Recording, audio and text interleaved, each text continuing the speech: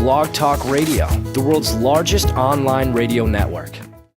You're listening to the 13th episode of Genretainment, and we're your hosts, Marks and Julie, and we're here to give you news about our favorite genre on TV, movies, web series, and everything in between. We also have interviews, this time with George Strayton. Yeah, he's written for Hercules and Xena, and was transmedia producer for Transformers and Star Trek, and has done a number of things, including award-winning role-playing game writer. So he's going to tell us all sorts of stuff about that and some inside scoops. Yes, and what you just heard at the beginning was a snippet from the theme song for our web series, Reality on Demand, a song composed and performed by our friend T-Sean Hardy, and you can find our web series at realityondemandseries.com. And wow, our 13th episode. Time has really flew by. I know. Thanks to everyone who's been listening. We've had some really exciting guests on the show, including today's, and we have some really great guests coming up in the near future. But before we go to the interview of George Strayton, we do have some news hot off the virtual presses. First up, he has a plan. Despite a very full schedule, including promoting Much Ado About Nothing and pre-production for The Avengers 2, Joss Whedon is hatching a master plan on TV. Whedon is developing a series based on Marvel's S.H.I.E.L.D. Now, Whedon told MTV, "We've already pitched it to the network with a full framework and a full cast. It's new characters. It needs to be its own thing. It needs to be adjacent to the Marvel Cinematic Universe.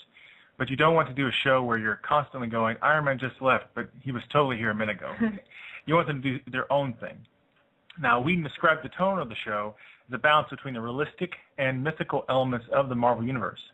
Well, quote, "Well, what does S.H.I.E.L.D. have that the other superheroes don't? And that, to me, is that they're not superheroes. But they live in that universe, even though they're a big organization that lack of powers make them underdogs. That's interesting to me."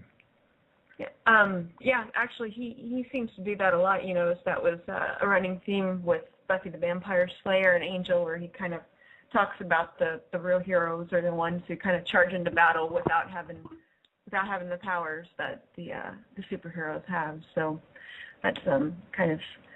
I'm looking forward to it. It could be really a cool show.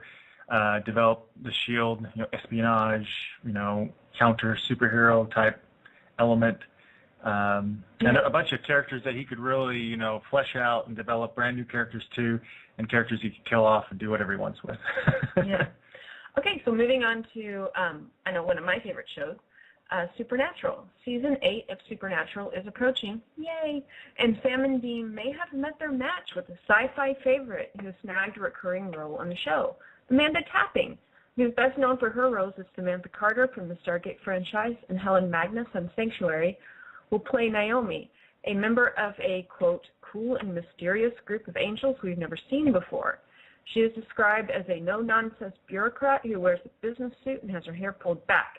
However, Naomi is less together than she appears to be, and her efficient manner belies a deeper emotionality. Tapping will make her first Supernatural appearance during the 8th season 7th episode entitled A Little Slice of Kevin. Supernatural returns October 9th, 9 p.m. Eastern Pacific on the CW. I'm looking forward to I'm always looking forward to a new season of Supernatural. So I don't know, it's going to be I don't really know what they have planned, but with Jeremy Carver going to be at the helm, give me some changes, and they're talking about taking it back to its roots. So that should be. Yeah, I'm looking forward to it. I hope it takes it some new directions. Speaking of Eric Kripke, who's not the showrunner anymore, but he is the one that created the show. Yes.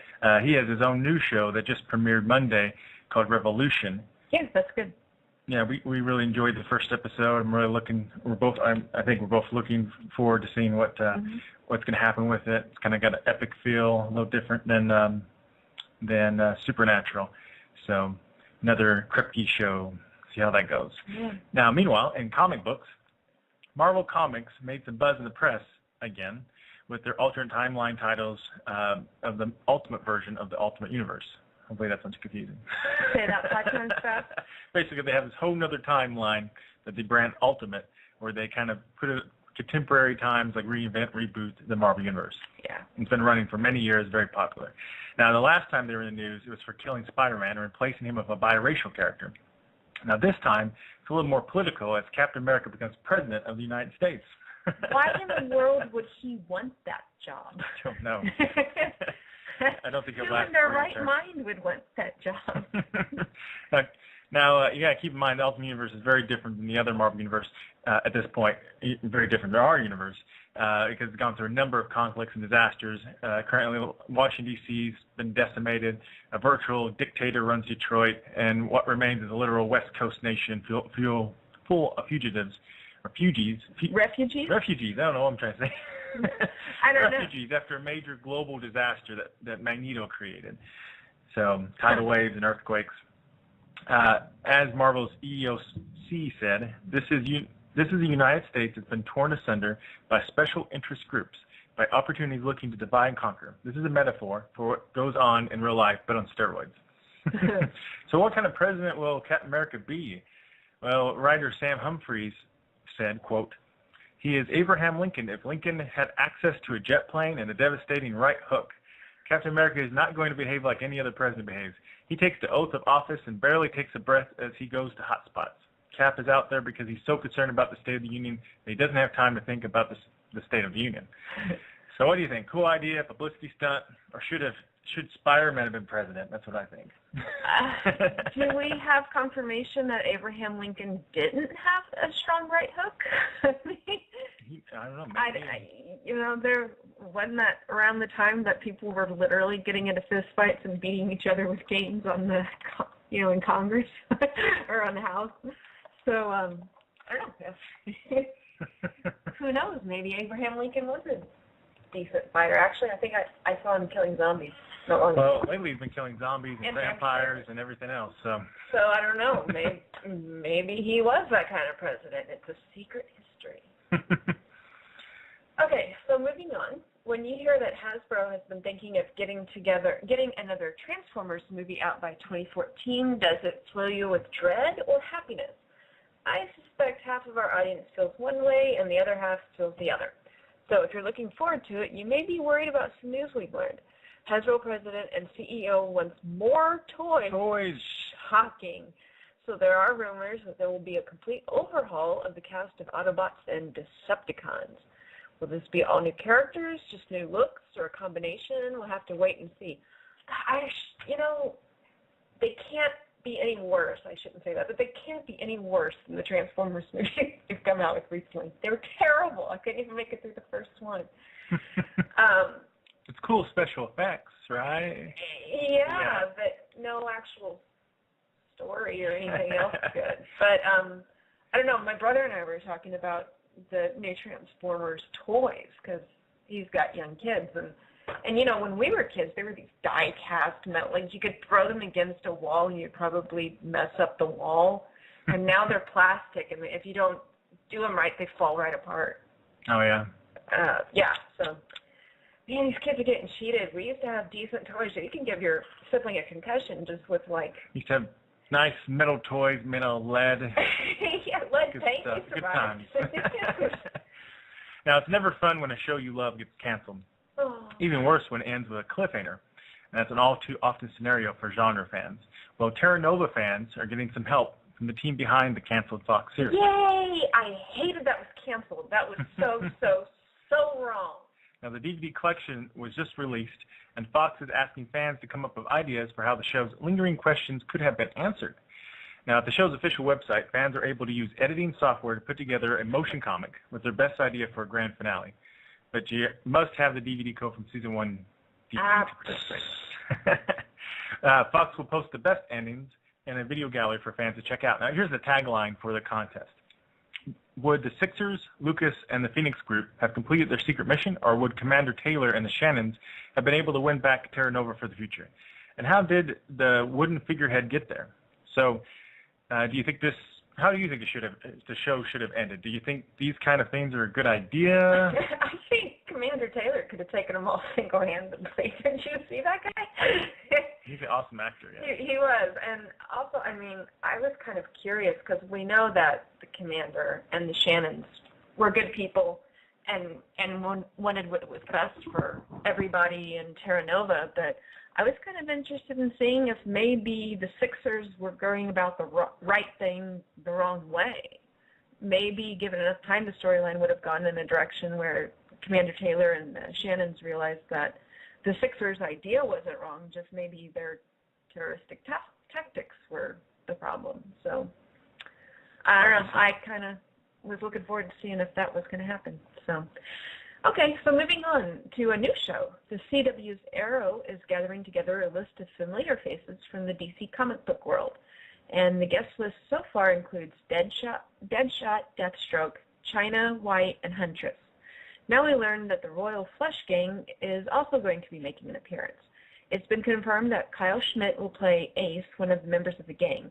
He previously starred in Sci-Fi's Being Human, Blood Ties, and BBC's Copper. Some of the guest actors include genre favorites like John Barrowman, yay, from the Doctor Who spin-off Torchwood. And yes, I love Captain Jack. Well, they ruined Captain Jack and Children of Earth, but don't even get me started on that. And Tomo Penniket from the shows Battlestar Galactica and Dollhouse. He's also good. He will play Tom Salvati, the right-hand man to Frank Bartonelli, a crime boss and the father of the Huntress. Arrow premieres October 10th at 8 p.m. Eastern Pacific on the CW. So are you excited to see the growing list of villains and guest stars on Arrow? I am. One thing I didn't like about Smallville at first is they ignored all the villains and just created new ones, which usually weren't as good. You know, honestly, you can't have a good story without a good villain. I think you could probably get by with a weak protagonist, but if you don't have a strong antagonist, there's just no story. Mm-hmm. I agree. Well, that's it for those. So now let's get on with our interview with George Strayton, a screenwriter probably best known for his writing on Hercules and Xena, and he's also an award-winning role-playing game designer. So here you go. Enjoy. So my name is George Strayton. I actually started out as a game designer for tabletop role-playing games, which you always have to say now because these days you would assume you're an MMO writer. But I actually started in the early 90s, writing for Dungeons and Dragons and Star Wars and games like that. But eventually, in the late 90s, I had moved into doing even more intellectual properties like Men in Black and Species, Tank Girl, etc. And that led me to reading lots of scripts because we obviously had to write the games before the screenplays came out, before the movies came out. So all we had was the screenplays to work from. So I wound up really enjoying the medium and decided I wanted to be a screenwriter. And so moved from the East Coast out to Los Angeles. And there's a long story of how I got my first job, but essentially within the first year and a half of being there, I was able to luckily, thankfully, get a job writing for one of my favorite shows, which was Xena Warrior Princess, and working with Sam. Yeah, it was great. I loved it. I specifically went to LA with the idea in mind of getting to write for that show. So, and I also was a huge Sam Raimi fan. So that was amazing to get to work with him and learn from him. So, and then from there, I continued to work in TV, and then kind of switched over to film, and have been primarily doing film since then, up to the present, where a couple of things I worked on that have come out were like the Dragonlancemovie. I did a lot of transmedia producing on some bigger films like Transformers and the newer Star Trek movie. Not the one that's coming out called Star Trek Into Darkness, but the first one that J.J. Abrams directed. And then I have some projects of my own that are in the works, and the most recent of which, it was just announced, is based on a novel called, and it comes full circle, it's based on a novel called Quad Keep from 1978. That was the first official Dungeons and Dragons novel ever published, written by Andre Norton. And the interesting thing about it is that it was based on a game run for Andre by Gary Gygax. Oh, wow. Oh, wow, cool. Yeah, so it's kind of funny. So it all comes full circle. Yeah, so starting, kind of the beginning of that circle, then you said you started out with, I know you think about saying tabletop because I guess we're dating ourselves. That's what I think of with role-playing. But how did you first get involved in that? Because you transitioned from there to, television and films, but how did you first get involved in the writing for the games? That's a great question. Probably most people will relate to this. I went to college, and I'm from the East Coast. I'm from New York originally. In fact, I'm all over the place. I literally went to France until last Monday. I am now in New York at the moment, and then I'll be back in LA. I'm constantly all over the place. But I was born in New York, which of course is the capital of the publishing industry, not the film industry. Yeah. So I grew up playing RPGs. So in like '78 or so, I started playing basic D&D and etc. But it was never something that was thought of by anybody that I knew as a viable career path. Yeah, most people really wouldn't think that. Yeah. And not even, I mean, I remember in college, I mean, in high school, even talking about wanting to be a director or a screenwriter, and that was even farther away because that's not publishing. That's, making films, and that's done in California, and that's so far away, and no one knows anybody who knows anybody who's ever done anything successfully. So I really grew up with the attitude of like, well, my three options are, getting into business, becoming a lawyer, or becoming a doctor. So that's kind of what I pursued. And my parents were very supportive of the idea of me being creative, and I attended a lot of creative, like after-school programs and that kind of thing. But it was always more like a hobby. Yeah. Something fun to do. And then if it ever worked out, fantastic. But, you need to have a fallback plan, and you need to have something that can sustain you financially, and if you have a family, et cetera. So no one was trying to dissuade me per se, but no one was trying to really forcefully encourage me to get involved in game design or anything of the sort. But since I was such a lover of RPGs, it kind of naturally happened because I would attend conventions as often as possible, especially once I got into college. And again, I started in 1978, so now I will really date myself. I'm on the 19th of this month of September. I'll be 42. So happy birthday early! Happy birthday! Thank you very much. Actually, wow, it's a couple days now. Yeah, I was say it's not that far away. I'm getting old. I forget what day it is. But so I started playing D&D in about the age of 8 or so, 7 or 8, and so. I was very young. Well, you must have had a very good attention span for 7 or 8-year-olds. I think it was because my best friends' brothers were both older. Oh, yeah. They introduced us to the game, but they introduced us in the sense that they forced us to play. But so I had always been involved in games from that point on. Like I just loved them, and played in college, and then I really started going to conventions a lot once I got to college, and so I started meeting the game companies because at the time, this is prior to this is late 80s, basically late 80s, very early 90s, 91 or so. So there wasn't the OGL or anything like that. So which created, in my mind, created a lot of opportunity for, combination of the open gaming license as well as print on demand and ebooks, et cetera, has created a lot of opportunity for people to develop their own games and get them out there into the world, which is great. But at the time, there were just, literally, I just saw a friend of mine who came through town, who I worked with at West End Games, and we were just saying that when we were there were, like 8 or 9 companies, and that was it. It was like TSR, Chaosium, ICE, and a few West End Games, and just a few other ones. So we all knew each other.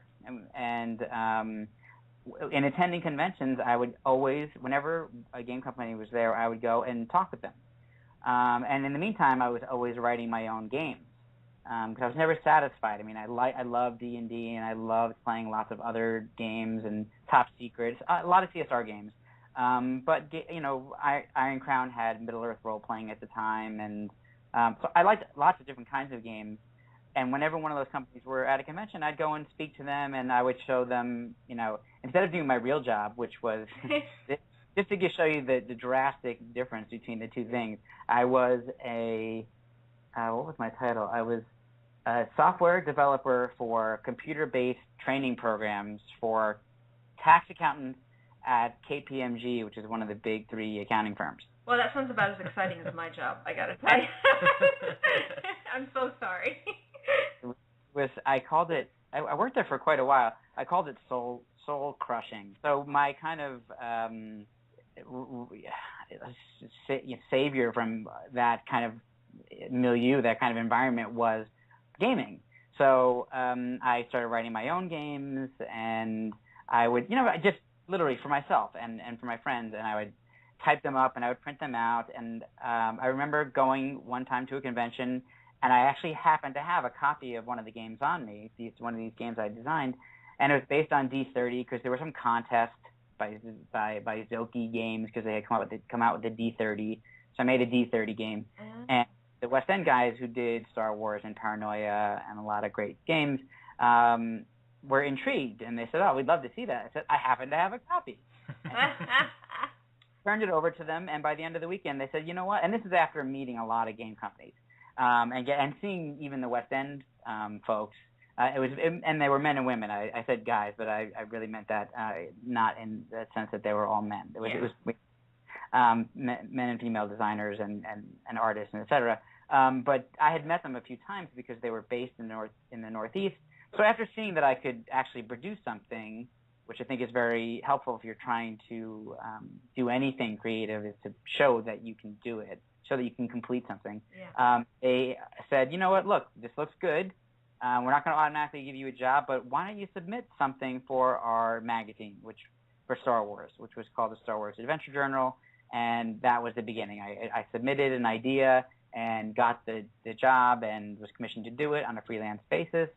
I wound up doing a bunch more of that. And meanwhile, I'm working at KPMG at the time. So I'm writing, literally writing on my lunch hour, which I decided was a lunch 2 hour. And I would actually leave, go, and they had moved the executive office out of New York City and into the suburbs. So I would leave and go to a mall, into the food court, and I would write during lunch. Oh, wow. Yeah, which was, I still, every once in a while when I visit my parents, go there. Kind of bizarre, but it's really where I started writing professionally. So I would do that and turn my material in, and eventually after, say about a year, I'd gotten more and more opportunities from them, specifically from West End Games, to the point where they started offering me things, again on a freelance basis. And then eventually the turning point was I went, they were in Pennsylvania, so there's about a 2-hour drive from New York, and they had something crashed and burned, which happened, I discovered once I started working there, on a fairly frequent basis, because people have lives, and you can't really make a living as a game designer, tabletop game designer, although Monty Cook just made $500,000 on his Kickstarter campaign. So. I know, I saw that. Oh, really? That much? Yeah. Great guy. I've known him for a very long time, and he deserves He's a fantastic game designer, and I know him like something fantastic. So that's all great. I think that's awesome. And it's one of the benefits of having all of these new technologies. But yeah, I was gonna say that's something that wasn't available when you started out. That amount of money, it's great. I think it'll be a great. Numera is the name of the game for anybody who's not familiar with it, and you should check it out. But going back to 1995, this is.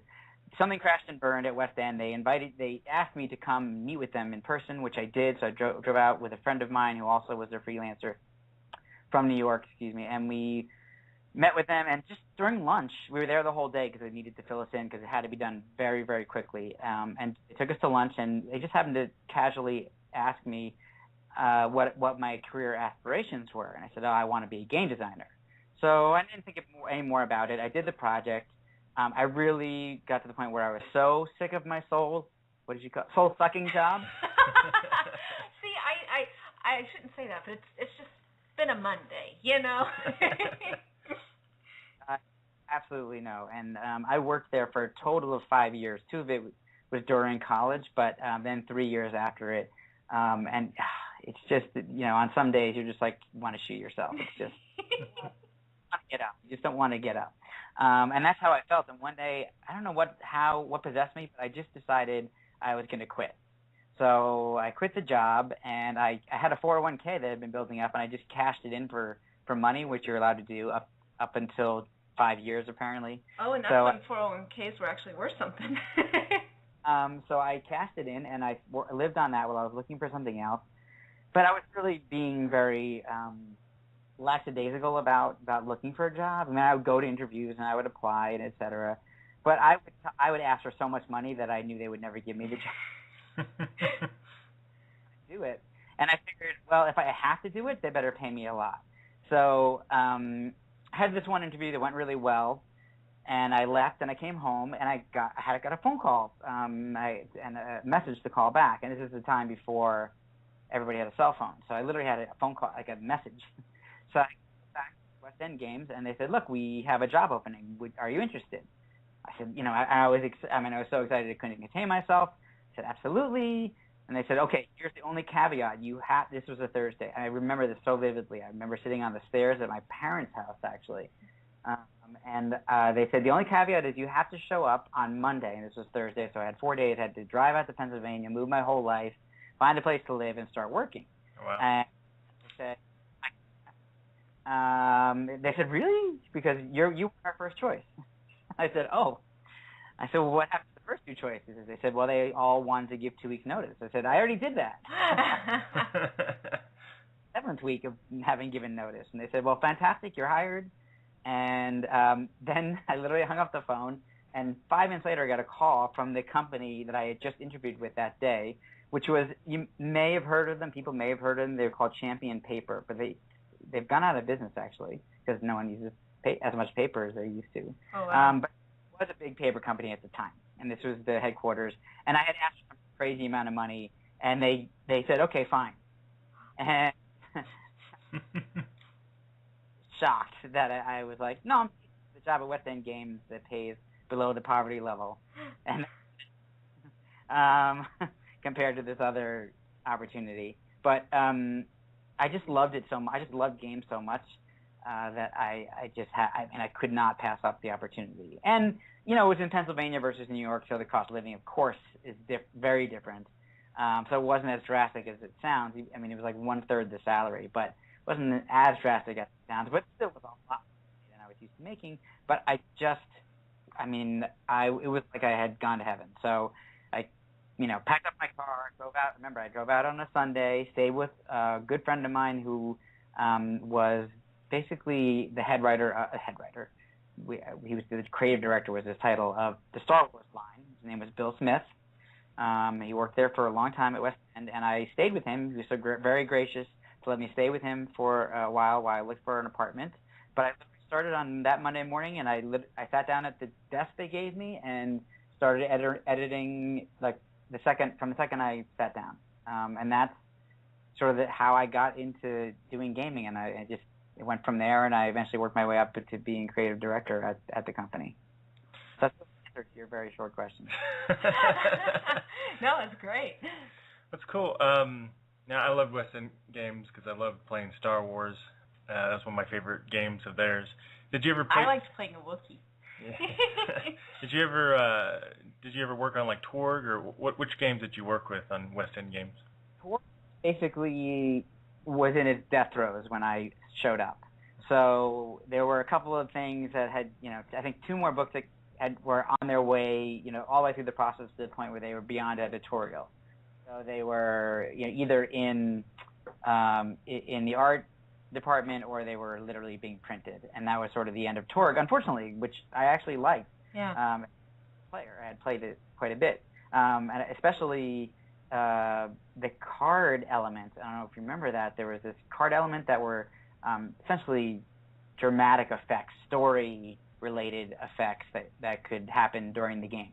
And in fact, I kind of stole that idea 20 years later, I guess it is almost. And in this supplement for my own game that I have out, that's about to come out, and I have a card. But I always liked that. It was just a fun extra little thing you could do to create more story elements.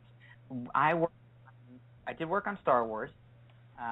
The biggest probably the most well-known books I worked on were the final game West End produced, which was called Star Wars Second Edition Revised and Expanded, and you'll know it's the only one in full color. And the other one was called the Tales of the Jedi source book. So there was a Tales of the Jedi comic book series. Okay.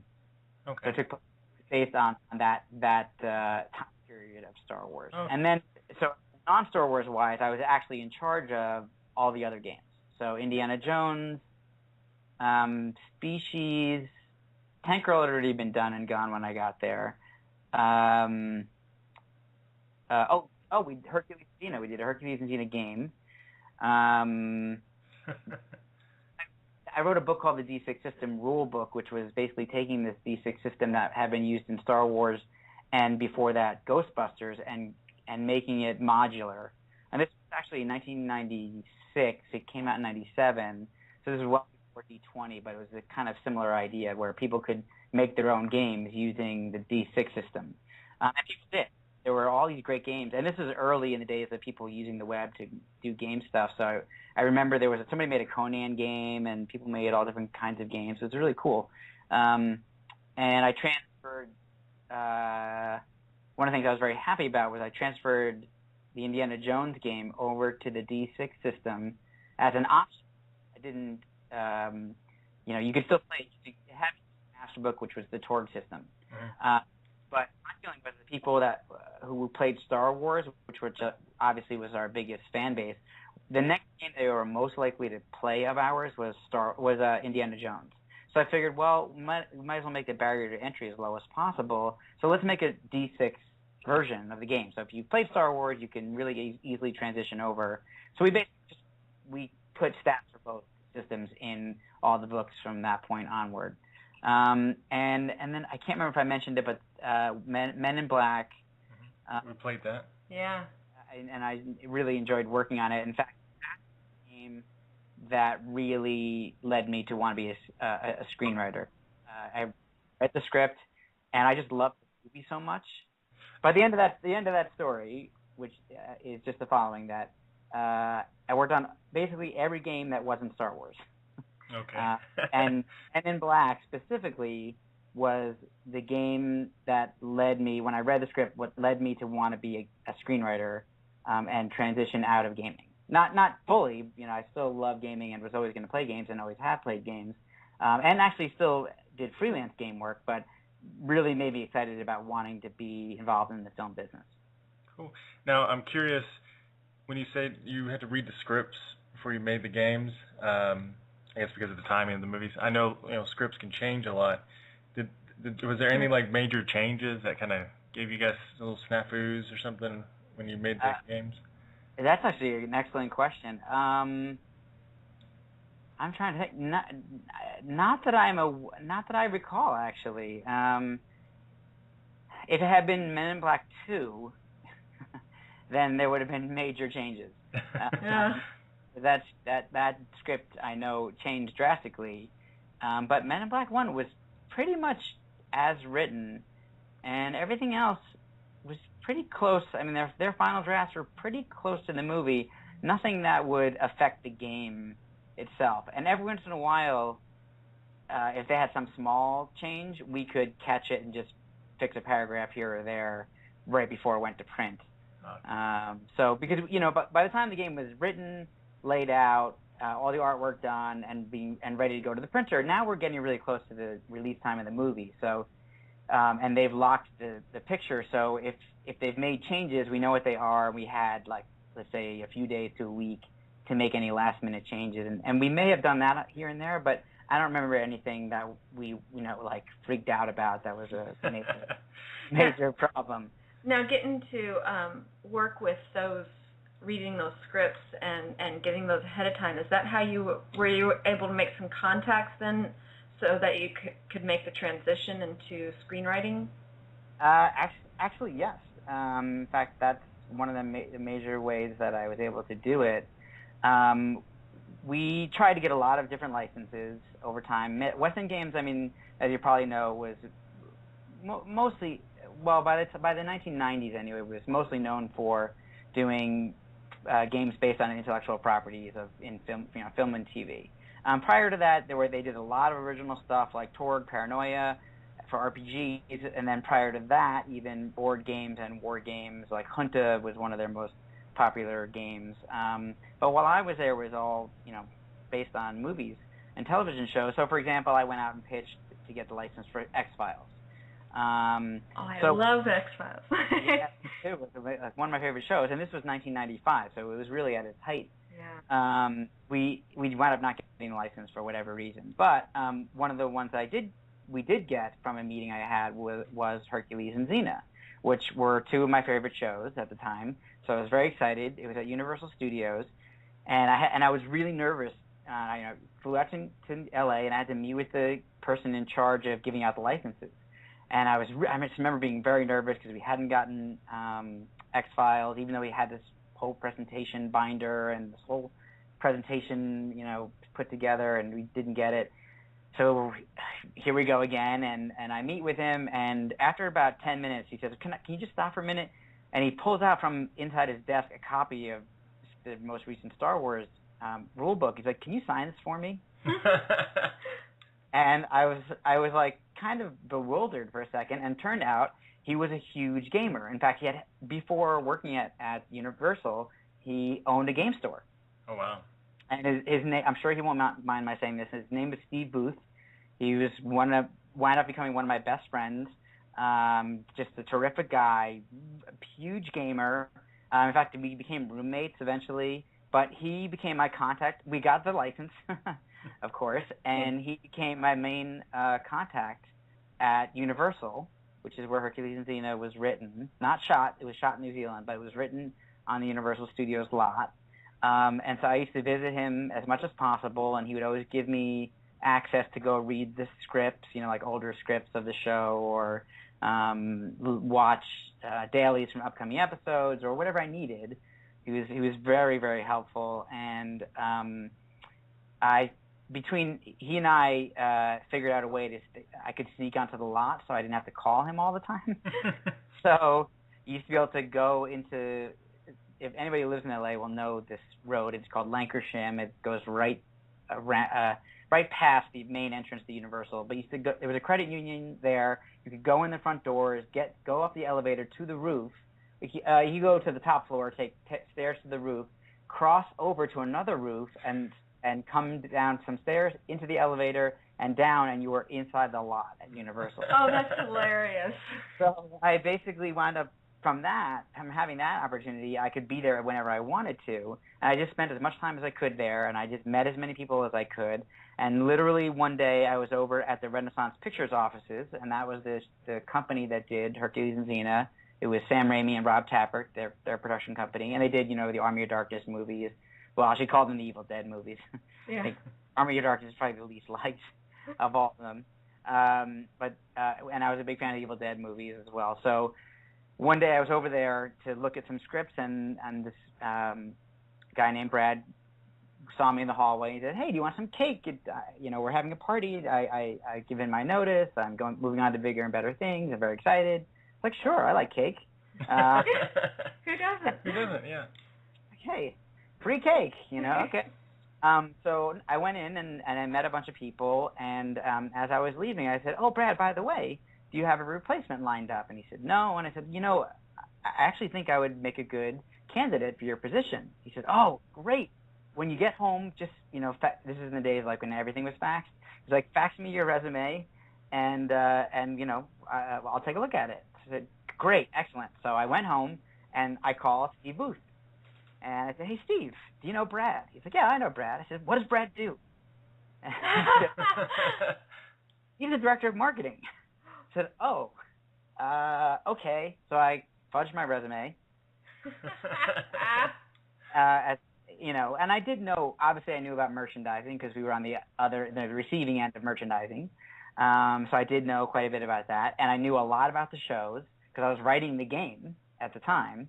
So I literally watched every episode, and that was very important to them. And I, just kind of talked about marketing in terms of marketing we did at West End Games and that kind of thing.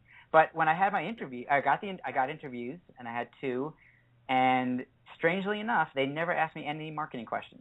All the questions were about the show, because they had done at the time, I think 108 episodes between the two shows.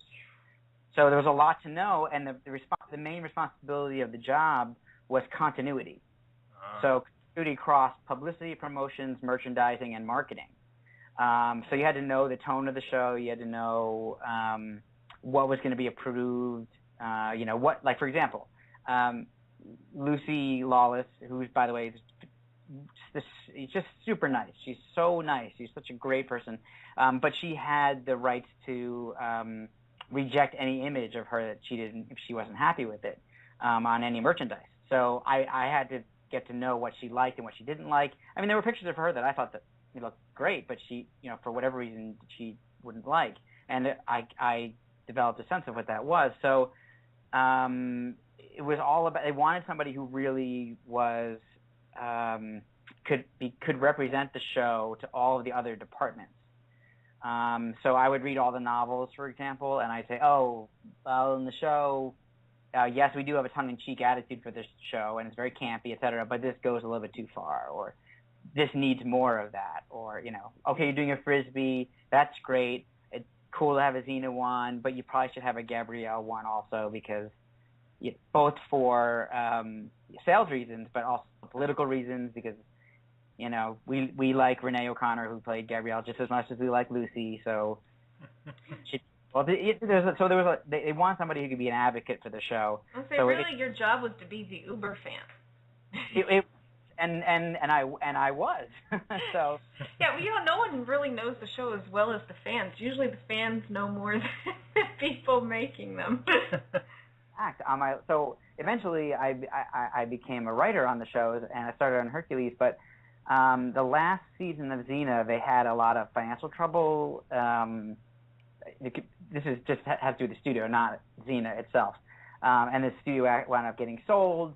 So a bunch of things were going on. So they had to cut back on a lot of things. So they got rid of all the writers who were on the show before that, including, and they brought in they kept the head writer, and they brought in one new writer who was a fan fiction writer. Oh, wow. So she had no credits of any kind, but she was a huge fan of the show. She knew every episode that had been done. She was very familiar with the characters, so she came on board and obviously for a lower salary, but she was very happy to get the job. So I think everybody was happy, with the arrangement. I mean, I wasn't excited to not get to work on the last season of the show. You weren't happy, but I loved it. But I love the show. But for the people who worked on it, I think they were all very happy. But it just goes to show, you never know what can happen. If you love something, you never know where it will lead you. It could lead you to the thing that you think could never happen, like being the person who's creating that thing that you love so much. Now, what was the favorite episode of Hercules or Xena that you wrote? What was your favorite? That's a great question. Well, Hercules is easy. There was an episode, I think it was the last episode of season 4. Let me think. The last episode of season 4 or 5. I don't remember now. God, I can't believe how long ago the show was on. 15 years ago. So it was last episode of season 4 or 5. I think 5, because it only had one more season after that, which I wrote on, and then I moved over to Xena. So it must have been last of episode 5, and it was that entire season. The Hercules' sidekick Aeolus, in the first episode of the season, had been killed. And this was done just to give you an example of how things kind of happen in Hollywood or in the studio system. Xena was starting to kick the butt of Hercules in ratings. Trying to figure out, well, why is that? And Xena was a spin-off of Hercules. It had been in 3 episodes of Hercules as Xena. And so everybody was wondering why that was, especially Kevin Sorbo. He was like, are you guys spending more time on that show than my show? Like, what's going on? And so somehow the decision was made, you know what? The show is not dark enough. We need, Xena had this kind of edge, and we need to add that. So let's try a season where we add that. So the guys who were the head writers at the time, who've gone on to do a lot of great things, and they are Alex Kurtzman and Bob Orsi. He goes by Roberto Orsi. They did Alias, and they did Fringe and Hawaii Five-0, and then in film they did Star Trek and Transformers and Cowboys and Aliens and blah, blah, blah. Oh, that is a lot, yeah. They're great. So they said, all right, if we're making the show darker, we'll have his best friend be killed at the beginning, the first episode of the season, and he'll have to deal with that for the rest of the season. And he'll blame himself for it happening. even though it's not really clear if it was his fault or not, because there were certain unwritten rules about the shows that we had to follow. That's a whole other discussion, but I'll skip it for the moment. But we had some unwritten rules that one of them was that no one could intentionally do something that would hurt somebody. They could do it if it was for the greater good. If it was going to help in a way that was even better, but they couldn't just hurt somebody because they were having a bad day, kind of thing. So anyway, the point is that the whole season, Hercules misses his best friend. He goes on this whole quest. He kind of to find himself and to deal with this loss. And the final episode was we bring Aeolus back from Hades, essentially. Well, not even essentially, literally back from Hades, because the apocalypse is happening, and he gets sent back because none of the gods want the apocalypse to happen, because that'll mean the end of the earth, and that'll mean the end of their fun playing with the humans, the human population. So Hades, the god, sends Aeolus back to help Hercules figure out how to stop the apocalypse from happening. So that was my favorite episode of Hercules, because it was a reunion of these two characters who had been through 4 seasons together. And by the way, that character of Aeolus wasn't gone from the show that whole time. We used him in kind of strange and weird ways. We had an episode set in modern day called Yes, Virginia, There Is a Hercules, and Yes, Virginia, There Is a Hercules 2. But maybe it'll encourage fans to go check them out. They're really fun. I didn't write them, so I'm not tooting my own horn. In fact, Bob and Alex wrote them. They're really ingenious. I would recommend anybody who can. I believe, I'm 99% sure if you have Netflix, you can stream them. So if you can look for Yes, Virginia, There Is a Hercules, check it out. It's a really fun episode set in modern day, but with all the actors from the show playing, and this is, maybe nobody knows this, they're playing actual people from the writing staff and the producing staff. Oh, really? So the names of the show are the names of the actual people who worked on the show. Oh, I like that. This was on Hercules. This is when I was doing marketing. So I joined in the middle of that year on the writing staff. So, but it was great. So, yeah, that's my favorite episode of Hercules for sure. Favorite episode of Xena, 100th episode. It was called Seeds of Faith. And by the way, the episode of Hercules that was my favorite episode was called Revelations. Okay. And it was a double entendre. It had a double meaning is probably a better way of saying it. It was revelations about what had really happened to Hercules' sidekick, but also referring to in the Bible the Book of Revelations and the Apocalypse.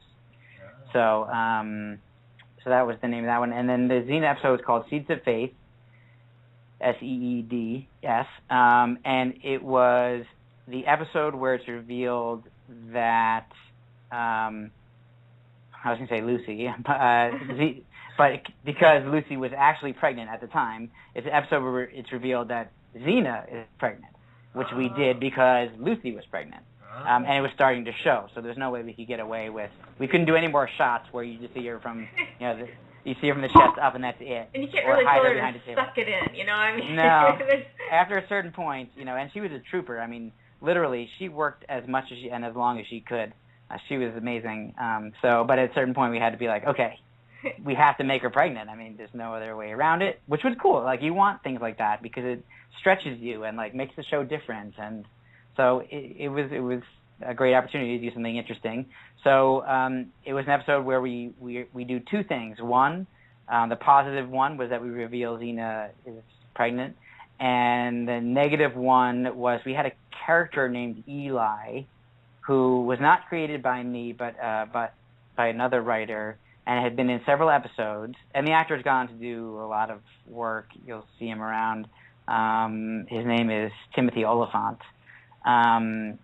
He had been playing this figure who was kind of like a Gandhi / Jesus sort of figure. who was very peace-oriented and that sort of thing. But you weren't quite sure if he was a charlatan or not. But Xena and Gabrielle become friends with him, so they had come to like him. And so when your heroes like somebody, the audience then likes them. And so you got, even though other people in the show still thought he was a charlatan, the audience believed that he was a real deal. And in that episode, he gets killed. So even though he gets killed, it turns out Xena's pregnant. So it was kind of this really interesting, bittersweet episode. So that one I really enjoyed writing, and we gave Gabrielle, Renee O'Connor really wanted to do more. She always played like the sweet person in the duo, and she wanted to have more range. She was a very dedicated actress, and she wanted to expand her range and do more. So she wanted to show anger and some other emotions that she didn't normally get to show. So we really gave her a very dark episode. And again, Lucy was pregnant at the time, so she couldn't be in any fight scenes, or she could be in like one fight scene, but it mostly had to be her stunt double instead of 3 fight scenes, which was the average. And she could only be in, I think, a third of the show in general. And in fact, we got a lot. It was one of the highest rated episodes of the show, but we did get complaints that Lucy wasn't in the show enough. So it was biology, not you. yeah. But what can you do? But I really enjoyed writing it, and I really enjoyed seeing what Lucy is always great, but it was really great seeing Renee O'Connor play Gabrielle. Do more things, like get to do more, to exercise her acting chops. And she was great. I love her performance in that episode. So I wish she was doing more stuff. I haven't seen anything with her in it recently, but I hope she is, because she was great. So those are my 2 favorite episodes of those 2 shows. I actually did one other Sam Raimi show as a freelancer, which was called Cleopatra 2525. Oh, yeah. It only lasted, I think, 1 season or 2 seasons maybe. It was a sci-fi show, and it just didn't work. I wrote 2 episodes, and only 1 was filmed, because the show just wasn't working. So I don't have a favorite episode of that one. Just to cut you off from asking me that. The one that was made was your favorite. Well, yeah. Yes, the fact that it actually got made was my favorite. I do kind of remember Cleopatra 2525. Yeah, because it was back to back with another show, wasn't it? Yes, that's right. So the other show was called Jack of All Trades, and it starred Bruce Campbell. And that show, actually, I really liked. It was really fun, and, by the way, interestingly, the head writers of that show were Bob and Alex, who had been the head writers of Hercules and Xena. So, that was a good team. Yeah, they definitely know what they're doing. And that was almost kind of like in the heyday of a lot of sci-fi and fantasy. Sci-fi syndication was huge. Yeah. It was huge. I mean, you had Sinbad, Conan, all that stuff. I really do miss those days, because, you just, as a geek, you just pretty much knew you could turn on the TV at some point, and especially at night, and find something you liked. It is very true, and they don't do as much anymore. And interestingly, the Sci-Fi Channel, it's called the Sci-Fi Channel, but they do not want to do anything fantasy. Right.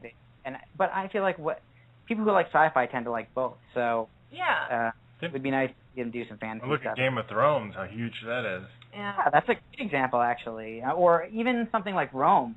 Oh, yeah? Even though that's much more of a drama. And Spartacus. Mm-hmm. Actually, that's funny you mentioned. So Spartacus. I love Spartacus. And that's Rob Tappert and Sam Raimi again. Uh-huh. Here's something. Here's another Hollywood thing. The studio, they said, yeah, well, great, we're excited to do the show. We have one stipulation: no one who wrote or directed Xena or Hercules can work on this show. Huh. On which show? Spartacus. Ah. The reason was that they didn't want it to be campy. As if we only knew how to do camp. Yeah. So, and what was even worse is that Rob and Sam had both directed episodes of Xena and Hercules, so they weren't allowed to work on it either. Oh my gosh. That's odd. That is weird. It's crazy, but they still oversee the show. It's their show. Yeah. I mean, what you see is, that passes by them, so that's why it's still good. But I would have loved to work on that show. It's a great show, but you're right. There's just not the same number of them at all, not even close as there were. I mean, and that also was the era of X-Files, Buffy, Angel. Oh yeah.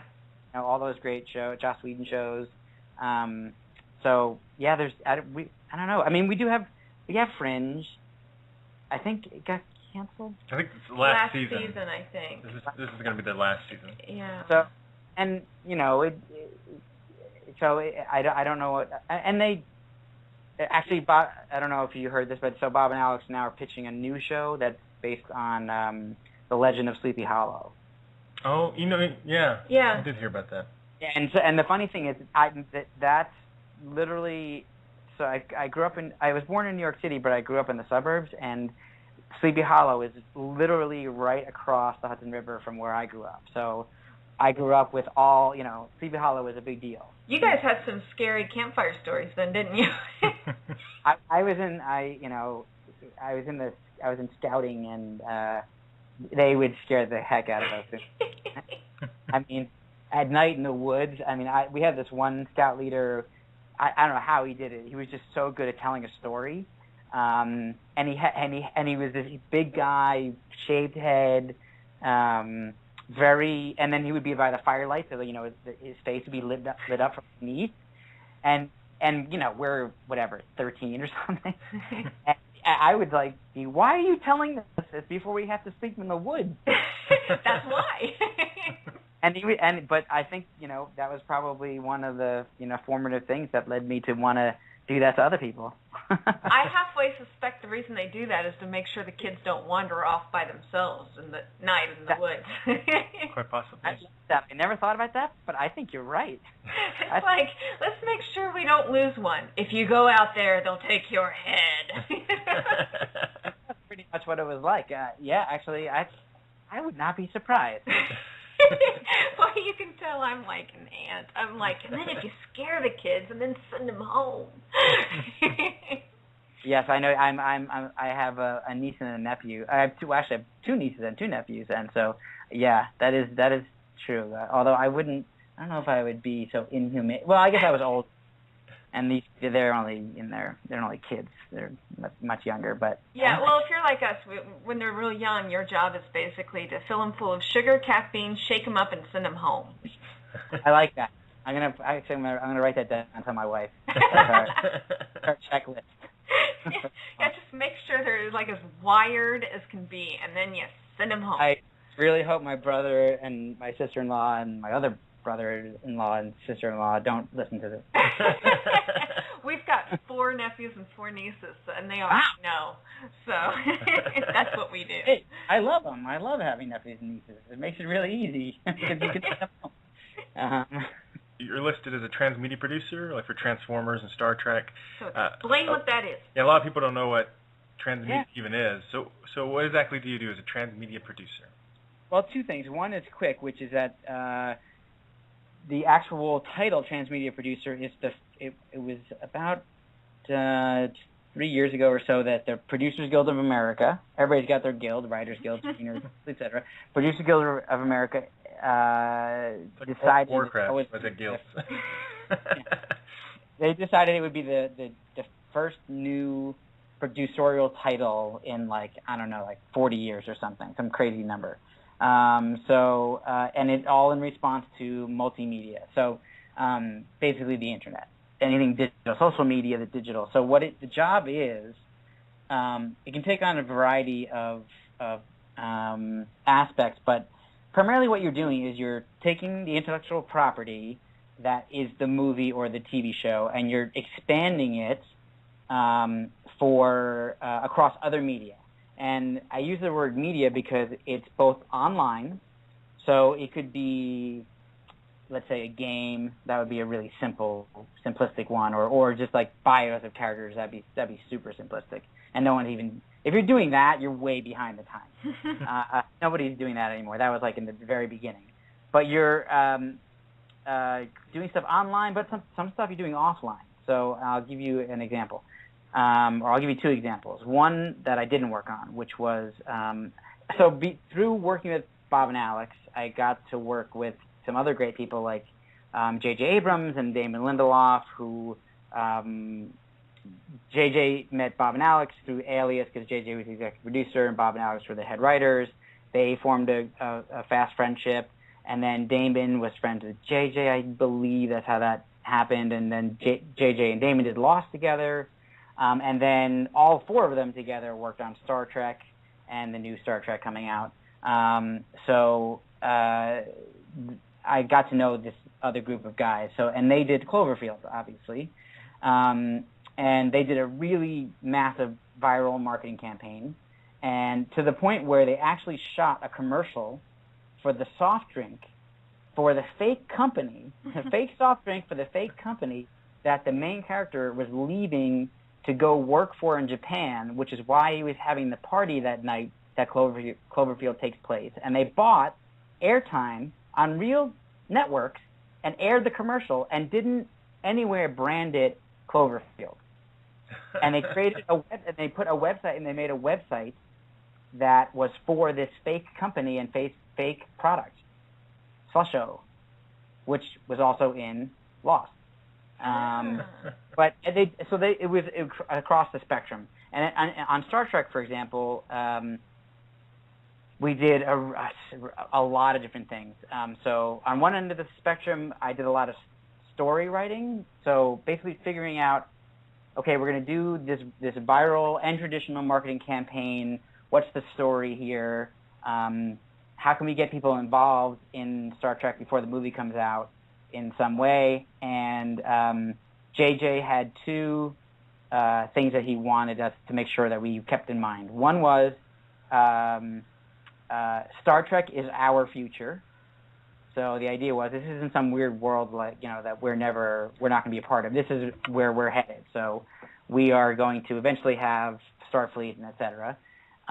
So he wanted to ground it that way. And the other one was the future is now was his other thing. And I don't even know how he came up with that and exactly what he meant, other than he wanted people who were going to go watch the movie to feel like they could influence the film. So, if you've seen the film, the idea is how the crew gets together. But it's an alternate timeline. So, the old Spock knows that it's the wrong crew. The crew isn't getting together, and he needs to make sure they do. So, I then had to create a story that backtracked to the earlier time period where the timeline goes askew, and old Spock, who was called in the script, I don't remember if he was called it in the movie, but in the script he was called Spock Prime. So old Spock had to come up with a plan to get the crew back together, and so none of this is in the movie. This is all of this storyline that we created and did this viral campaign based upon. So he figured out a way to, since he time traveled into his past, he figured out a way to then send messages back to the year at the time it was 2009. So he figured out how to send messages back to 2009 and say, if you do this, if you do X, Y, and Z, that will help the crew of the Enterprise, the real crew, the crew that should be the crew, come together. So you, as a fan of the show, can influence bringing these people together. So there were these little hints about what was going to be in the movie, and so if you got involved, it was this almost like a giant alternate reality game. So if you followed along, when you got to the movie, you actually knew a bunch of stuff that no one else knew, but if you didn't know it, it didn't detract from your watching of the movie, but if you did know about it, it added to your viewing of the movie. And then we came up with a storyline for the comic books, and we worked with all the other vendors. So that was all on one end. That was all story-based. And then the opposite end, the other extreme, was we did, because JJ wanted, that's right, the third thing that JJ wanted was Star Trek is cool. Star Trek is cool. It's not just for, this very specialized audience who would always like Star Trek. It's for everybody. It's mainstream. So we did these parties, Star Trek parties, and we literally had like Orion slave girls, but they would be like super hip clubs, and it would be all like secretive, and you had to get an entry, it was like a secret entry card, and it was hard to get, and it was very exclusive, and it was free, but everything was expensive. We spent money, and it was to get people who might normally bypass Star Trek because they're like, I don't go for that kind of stuff, to go like, oh, really? This is somehow related to Star Trek? Drinking and all that? Okay. I like drinking. I must like Star Trek. And obviously they did really go a long way to trying to make the new incarnation of Star Trek have that element. I mean, the big Kirk fight scene in the bar, is there's moments of that throughout the different series, especially one of my favorite episodes of Next Generation is when, I don't know if you remember this, young Picard in a fight with these guys. I can't remember the name of the alien species, but he gets knifed in the heart. Oh, yeah, I remember that. Yeah.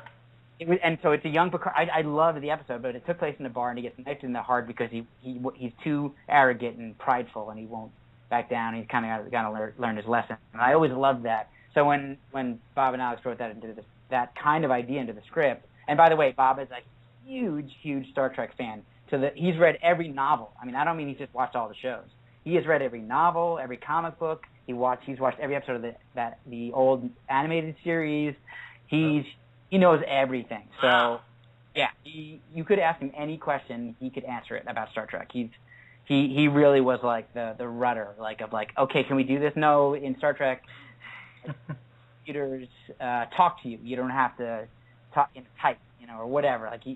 That's like a really simple one, he'd have really esoteric ones that'd be like Easter eggs for fans of novels and whatnot. So there's actually stuff in there. If you're a big fan, you'll find like even more stuff kind of hidden in there that just goes over the heads of everybody else. But yeah, it's still evolving. Transmedia producing. What it isn't is making a show for the internet. That's producing. You're a producer. That's just the distribution model is different. Transmedia producing is taking something for film, TV, or the internet and expanding on it in different ways, whether it's digital or traditional. So that's basically what it is. It's really a wide array of things, but you're contributing something to the intellectual property itself. You have to be very familiar with whatever the show or movie is in order to work on it. So, and you can even contribute ideas back to them. So it's great. It's a great emerging field, and there's not a lot of people who do it. And it's also a good way to, if you want to get into screenwriting, directing, producing, or studio executive, etc., it's a good way to get involved because there's a great call for it because, the internet explodes, like every day it's twice as big, and there's more and more bandwidth and 4G and etc. So there's more and more stuff being done to market films in new ways, films and TV in new ways. So I would highly recommend it to anybody, and I would bet that if they don't offer it already, they're going to start offering transmedia producing courses in various colleges. So I think it's in Hollywood, it's the place to be right now, especially if you can make a whole career. It pays well. I'll tell you what. I'll give you an example. And this is years ago. Transformers 1. For say 4 months of work, I think it paid like $20,000. Wow. So it's and it wasn't full time. I maybe spent half my time on it, something like that. So it pays well. I don't think as a PA, production assistant kind of job where you're just getting coffee, and which was has always been and still is a traditional route for getting into film and TV. So this is a new way that I think is good because you get to be creative.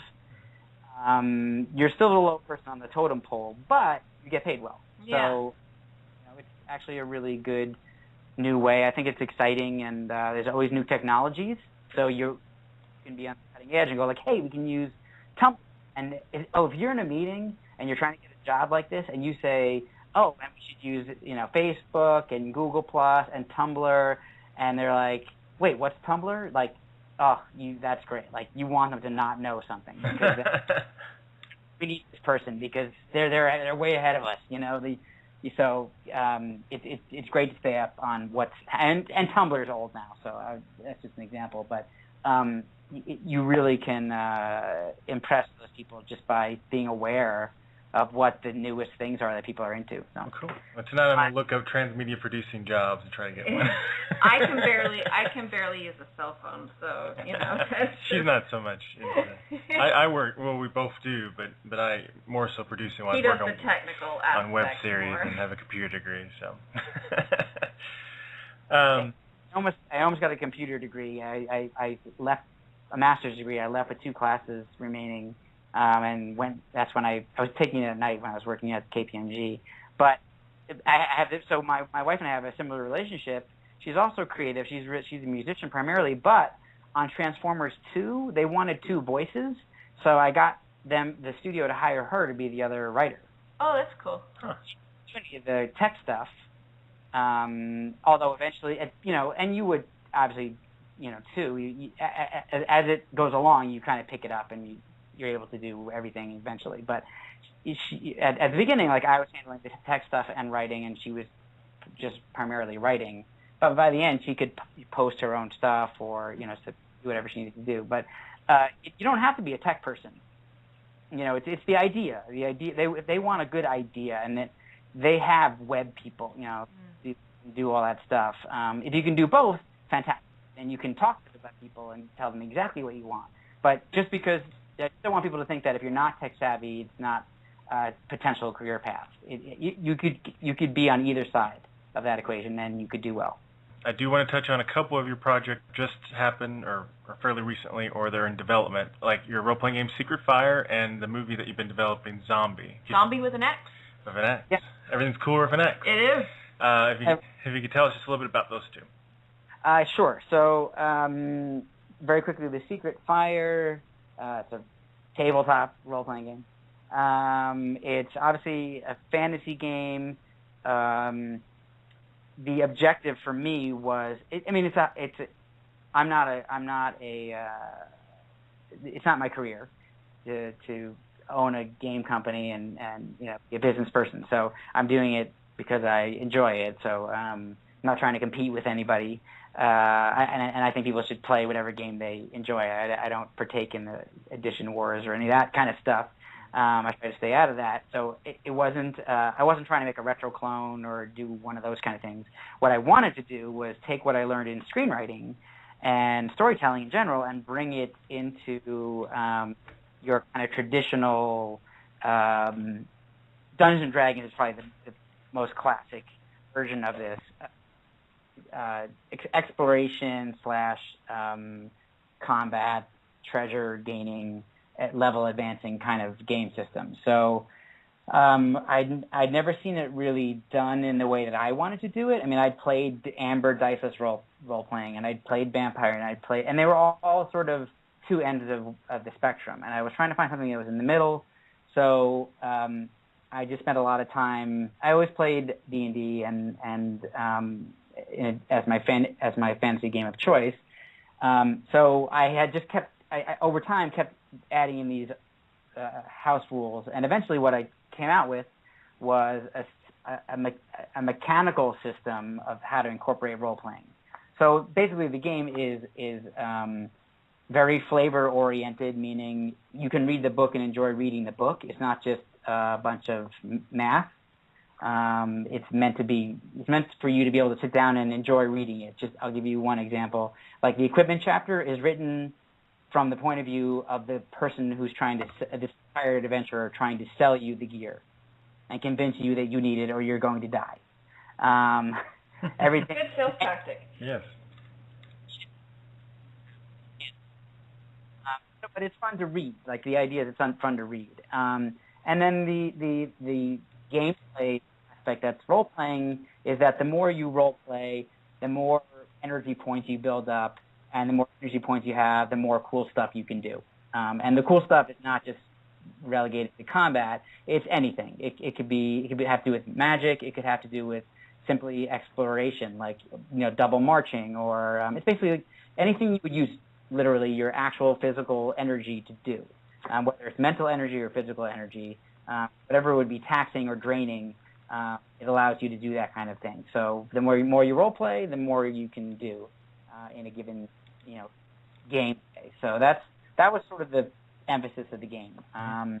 And very quickly we have a game screen out, and the next book is about to come out. I think it's because we're like a little nano press, I have a lot of leeway.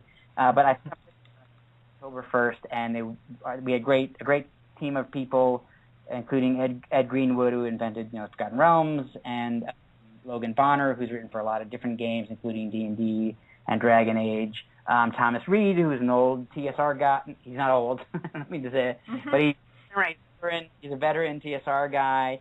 Michael Curtis, who is one of the old school Renaissance guys, and a couple other guys and myself that has more options for games. And I'm bringing this all up because it adds a card element to the game. So that's the tie back to the Torg. So that's basically the Secret Fire in a nutshell. And it's actually, the name comes from, it's the name of my production company, my film production company is the Secret Fire. Oh, really? Yeah, so Secret Fire Films. So I figured, well, Secret Fire Games would be so, and then I was using a different name at the beginning, and after long discussions with people, including my wife, who's not particularly a gamer, but not an anti-gamer at all. She plays once in a while. Between her and a bunch of people, they said, no, we prefer the Secret Fire as the name of the game. So we think you should use that, and that's where the name came from. So I'm excited about it. I'm happy with the way it came out, and it is a hobby. I do it for the love of doing it. But we have a few more after this one supplement I just mentioned. We have an adventure coming out written by Steve Winter, a guy on Top Secret, Basic D&D, you name it, from back in the day all the way through today. And a couple of other things that I won't even bring up just yet because it's a little early. But we'll probably have 3 products a year or something, whatever I can handle, and they'll always be available like as PDFs or print on demand. It's never going to be I'm not trying to compete with Paizo or WotC or Goodman Games and all of them I've worked for, except for, I guess I haven't worked for Paizo technically. Although I'm friends with the guys there and Lisa Stevens, who's just super nice. But that's the Secret Fire role-playing game. Very cool. And how's Xombie going? Yeah. It's based on there is a graphic novel, but the graphic novel is actually based on a Flash animated series. So that was the initial creative genesis of the property. And you can go to Zombified, again with an X, as you pointed out, zombifiedx.com, and you can watch all of them. And you can actually get a DVD of them all assembled because they're like 5 minutes a piece. And then there's a full-length version of it put together on DVD you can buy. And they have action figures. It became really popular. They have action figures, and they have not graphic novels, but they have novels as well, and all kinds of stuff, shirts and whatever. It's a really fun project. In a nutshell, it's about the first superhero zombie. So. Sorry, that just made me laugh. It's got a lot of comedy in it, but it's not like Shaun of the Dead. It's not that kind of comedy. It's more like a Men in Black kind of comedy. It's basically about a guy who wakes up, realizes he's a zombie, craves brains, of course. But he's sentient. Like, he actually can think, and he runs into these other zombies. Every other zombie he runs into is like your normal zombie who's brainless, essentially. Just craves brains, and that's all that's going on up there. So he's trying to figure out why he's different, and he has to hook up with this college-age young woman, and the two of them who has her own set of problems and no one to turn to, and the two of them have to work together to figure out what's going on. And set in New Orleans. because we wanted to help out the city after Katrina, and this is how we started working on it. So it's set in Katrina, and it winds up. This is not giving away anything, but Katrina is as an aspect of the film. So in terms of its status, we have we had Kirsten and Orsi working on it for a long time. They're it's a back burner thing. They've got a lot of other things that they're working on, like the Sleepy Hollow thing, plus all the things that everybody knows about already. But we do now have a director. His name is Stephen Goldman, who did a movie called Trailer Park of Terror, which, as you can imagine, is a horror movie. And he's a really super nice guy, and so all the producing people are. I would say all the producing people are doing their jobs and finding the financing, but I'm technically a producer on the movie. I forgot. The word producer can be used for so many different things. So there's the producers who actually have to do with money and logistics, and then there's the creative producers. So I'm a creative producer. I don't do any of that stuff. So I'm a co-executive producer, but I just get involved when there's story work to be done. So I'm not writing anything actively. I'm just waiting. I'm just in a waiting mode while they hammer all of that out, and hopefully it'll all be gotten together. I want it all to happen in 2013, just because it's year's 13. So just feel like that's appropriate to this. So we'll see. I mean, there's some scary parts, but it's a fun movie. It's meant to be a fun but not comic movie, if you know what I mean. Okay.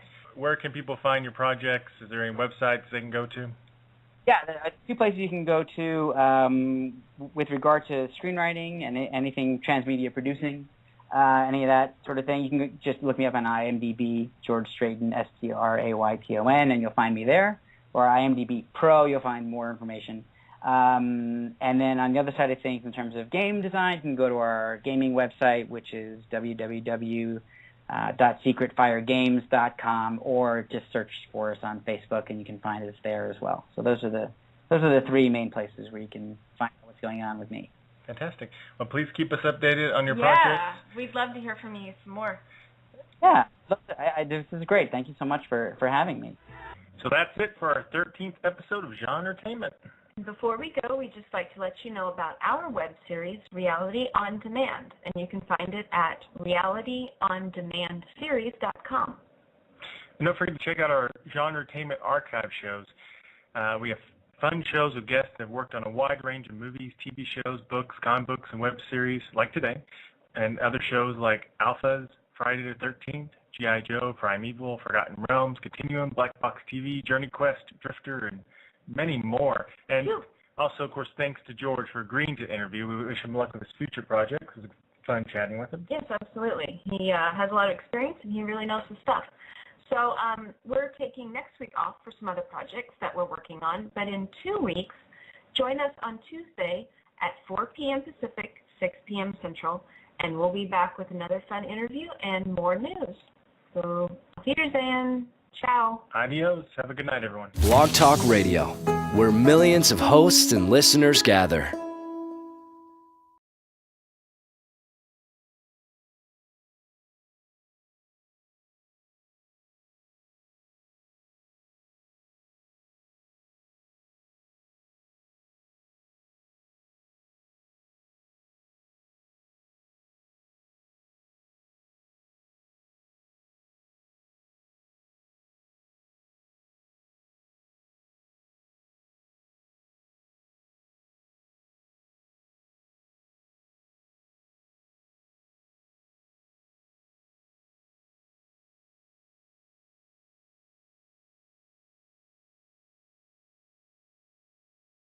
Angels we've never seen before. She is described as a no-nonsense bureaucrat who wears a business suit and has her hair pulled back. However, Naomi is less together than she appears to be, and her efficient manner belies a deeper emotionality. Tapping will make her first supernatural appearance during the 8th season 7th episode entitled A Little Slice of Kevin. Supernatural returns October 9th, 9 p.m. Eastern Pacific on the CW. I'm looking forward to I'm always looking forward to a new season of Supernatural. So I don't know, it's going to be kind of I don't really know what they have planned, but with Jeremy Carver going to be at the helm, giving me some changes, and they're talking about taking it back to its roots. So that should be. Yeah, I'm looking forward to it. I hope it takes it some new directions. Speaking of Eric Kripke, who's not the showrunner anymore, but he is the one that created the show. Yeah. He has his own new show that just premiered Monday called Revolution. Yes, that's good.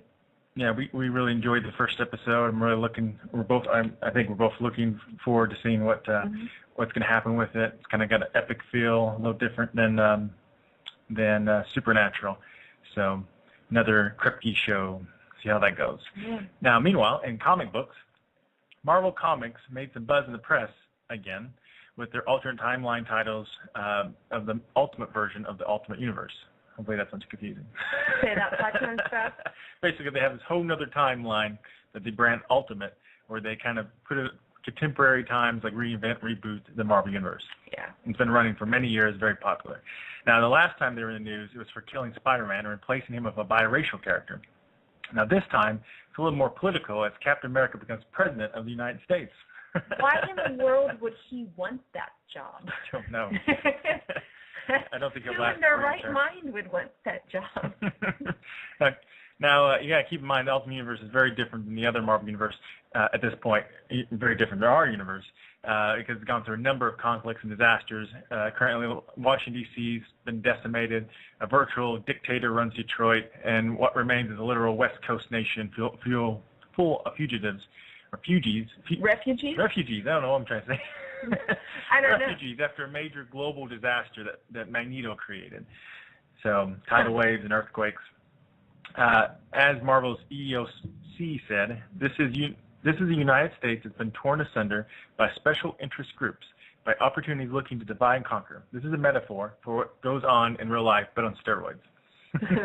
So what kind of president will Captain America be? Well, writer Sam Humphries said, quote, "He is Abraham Lincoln if Lincoln had access to a jet plane and a devastating right hook. Captain America is not going to behave like any other president behaves. He takes the oath of office and barely takes a breath as he goes to hot spots. Cap is out there because he's so concerned about the State of the Union that he doesn't have time to think about the State of the Union." So what do you think? Cool idea, publicity stunt, or should Spider-Man have been president? That's what I think. Do we have confirmation? Blog Talk Radio, the world's largest online radio network. You're listening to the 13th episode of Genre Entertainment, and we're your hosts, Marks and Julie, and we're here to give you news about our favorite genre on TV, movies, web series, and everything in between. We also have interviews, this time with George Strayton. Yeah, he's written for Hercules and Xena, and was transmedia producer for Transformers and Star Trek, and has done a number of things, including award-winning role-playing game writer. So he's going to tell us all sorts of stuff about that and some inside scoops. Yes. And what you just heard at the beginning was a snippet from the theme song for our web series, Reality on Demand, a song composed and performed by our friend T. Sean Hardy. And you can find our web series at realityondemandseries.com. And wow, our 13th episode. Time has really flew by. I know. Thanks to everyone who's been listening. We've had some really exciting guests on the show, including today's, and we have some really great guests coming up in the near future. But before we go to the interview of George Strayton, we do have some news hot off the virtual presses. First up, he has a plan. Despite a very full schedule, including promoting Much Ado About Nothing and pre-production for The Avengers 2, Joss Whedon is hatching a master plan on TV. Whedon is developing a series based on Marvel's S.H.I.E.L.D. Now, Whedon told MTV, "We've already pitched it to the network with a full framework and a full cast. It's new characters. It needs to be its own thing. It needs to be adjacent to the Marvel Cinematic Universe. But you don't want to do a show where you're constantly going, Iron Man just left, but he was totally here a minute ago. You want them to do their own thing." Now, Whedon described the tone of the show as a balance between the realistic and mythical elements of the Marvel Universe. Well, quote, "Well, what does S.H.I.E.L.D. have that the other superheroes don't? And that, to me, is that they're not superheroes. But they live in that universe, even though they're a big organization that lack of powers make them underdogs. That's interesting to me." Yeah, actually, he seems to do that a lot. You notice that was a running theme with Buffy the Vampire Slayer and Angel, where he kind of talks about the real heroes are the ones who kind of charge into battle without having without having the powers that the superheroes have. So that's kind of. I'm looking forward to it. It could be really a cool show. Develop the Shield, espionage, counter superhero type element, and a bunch of characters that he could really, flesh out and develop brand new characters too, and characters he could kill off and do whatever he wants with. Yeah. Okay, so moving on to I know one of my favorite shows, Supernatural. Season 8 of Supernatural is approaching. Yay! And Sam and Dean may have met their match with a sci-fi favorite who snagged a recurring role on the show, Amanda Tapping, who's best known for her roles as Samantha Carter from the Stargate franchise, and Helen Magnus on Sanctuary, will play Naomi, a member of a, quote, cool and mysterious group of angels. He was, and also, I was kind of curious because we know that the Commander and the Shannons were good people and wanted what was best for everybody in Terra Nova, but I was kind of interested in seeing if maybe the Sixers were going about the right thing the wrong way. Maybe given enough time, the storyline would have gone in a direction where Commander Taylor and the Shannons realized that the Sixers' idea wasn't wrong, just maybe their terroristic tactics were the problem. So, I don't know. I kind of was looking forward to seeing if that was going to happen. So, okay, so moving on to a new show. The CW's Arrow is gathering together a list of familiar faces from the DC comic book world. And the guest list so far includes Deadshot, Deathstroke, China, White, and Huntress. Now we learn that the Royal Flush Gang is also going to be making an appearance. It's been confirmed that Kyle Schmidt will play Ace, one of the members of the gang. He previously starred in Sci-Fi's Being Human, Blood Ties, and BBC's Copper. Some of the guest actors include genre favorites like John Barrowman, yay, from the Doctor Who spin-off Torchwood. And yes, I love Cat and Jack. Well, they ruined Cat and Jack and Children of Earth, but don't even get me started on that. And Tomo Penniket from the shows Battlestar Galactica and Dollhouse. He's also good. He will play Tom Salvati, the right-hand man to Frank Bartonelli, a crime boss and the father of the Huntress. Arrow premieres October 10th at 8 p.m. Eastern Pacific on the CW. So are you excited to see the growing list of villains and guest stars on Arrow? I am. One thing I didn't like about Smallville at first is they ignored all the villains and just created new ones, which usually weren't as good. Honestly, you can't have a good story without a good villain. I think you could probably get by with a weak protagonist, but if you don't have a strong antagonist, there's just no story. Mm-hmm. I agree. Well, that's it for those. So now let's get on with our interview with George Strayton, a screenwriter probably best known for his writing on Hercules and Xena, and he's also an award-winning role-playing game designer. So here you go. Enjoy. So my name is George Strayton. I actually started out as a game designer for tabletop role-playing games, which you always have to say now because these days you would assume you're an MMO writer. But I actually started in the early 90s, writing for Dungeons and Dragons and Star Wars and games like that. But eventually, in the late 90s, I had moved into doing even more intellectual properties like Men in Black and Species, Tank Girl, etc. And that led me to reading lots of scripts because we obviously had to write the games before the screenplays came out, before the movies came out. So all we had was the screenplays to work from. So I wound up really enjoying the medium and decided I wanted to be a screenwriter. And so moved from the East Coast out to Los Angeles. And there's a long story of how I got my first job, but essentially within the first year and a half of being there, I was able to luckily, thankfully, get a job writing for one of my favorite shows, which was Xena Warrior Princess, and working with Sam. Yeah, it was great. I loved it. I specifically went to LA with the idea in mind of getting to write for that show. So, and I also was a huge Sam Raimi fan. So that was amazing to get to work with him and learn from him. So, and then from there, I continued to work in TV, and then kind of switched over to film, and have been primarily doing film since then, up to the present, where a couple of things I worked on that have come out were like the Dragonlancemovie. I did a lot of transmedia producing on some bigger films like Transformers and the newer Star Trek movie, not the one that's coming out called Star Trek Into Darkness, but the first one that J.J. Abrams directed. And then I have some projects of my own that are in the works, and the most recent of which, it was just announced, is based on a novel called, and it comes full circle, it's based on a novel called Quad Keep from 1978. That was the first official Dungeons & Dragons novel ever published, written by Andre Norton. And the interesting thing about it is that it was based on a game run for Andre by Gary Gygax. Oh, wow. Oh, wow, cool. Yeah, so it's kind of funny. So it all comes full circle. Yeah, so starting, kind of the beginning of that circle, then you said you started out with, I know you think about saying tabletop, because I guess we're dating ourselves. That's what I think of with role-playing.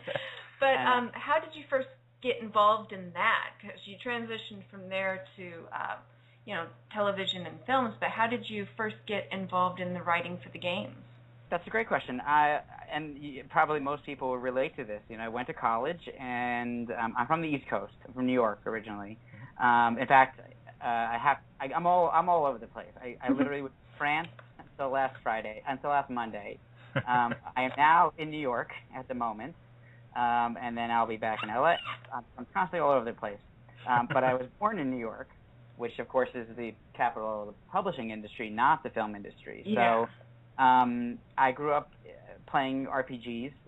So in like '78 or so, I started playing basic D&D and et cetera. But it was never something that was thought of by anybody that I knew as a viable career path.